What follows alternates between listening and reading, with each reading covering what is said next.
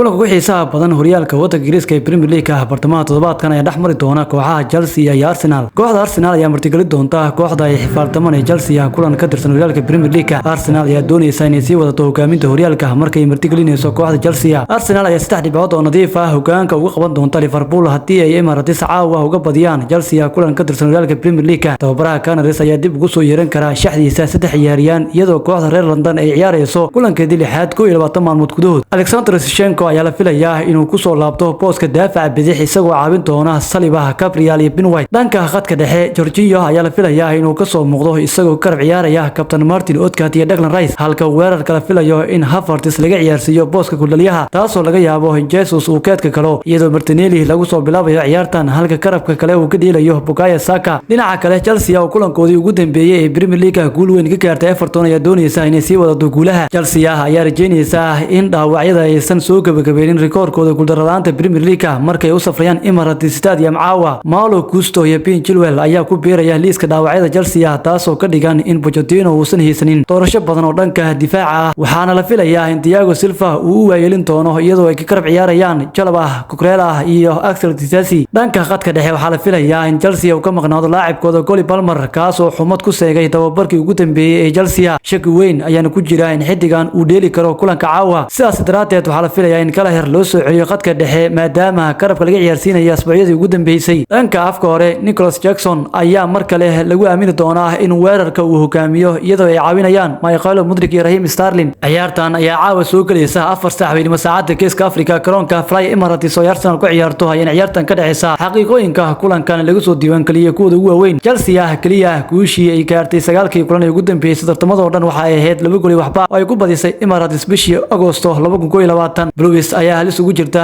inay guuldaro xiriir ah oo isku xigta oo Premier League kala kulanto Arsenal markii ugu horeysay tan iyo 3 guuldaro oo ay kala kulmeen Arsenal 2001 ilaa 2003. Canaries ayaa badisay 12 ka mid ah 16 kulan Premier League oo ay ku ciyaartay garoonkeeda xilciyaareedkan, laakiin waxaa laga yaabaa in markii ugu horeysay muddo 2 sanadood laga badiyo 2 kulan oo xiriir ah. Chelsea ayaa laga badin 8 kulan oo Premier League 4 guul iyo 4 barbaro ayayna wataan iyagoo dhaliyay ugu yaraan 2 gool 6 kulan ee hore. Ciyaartan ayaa waxay tahay mid aad isha lagu hayo iyadoo caawa ciyaartan la filayo in labada kooxoodba ay soo bandhigaan kubado aad loo jeclaysto. Adiga ahaan ciyaartan maxay ku dhamaan doontaa saadaashaada ku soo qor qaybta hoose commentiga mahadsanid.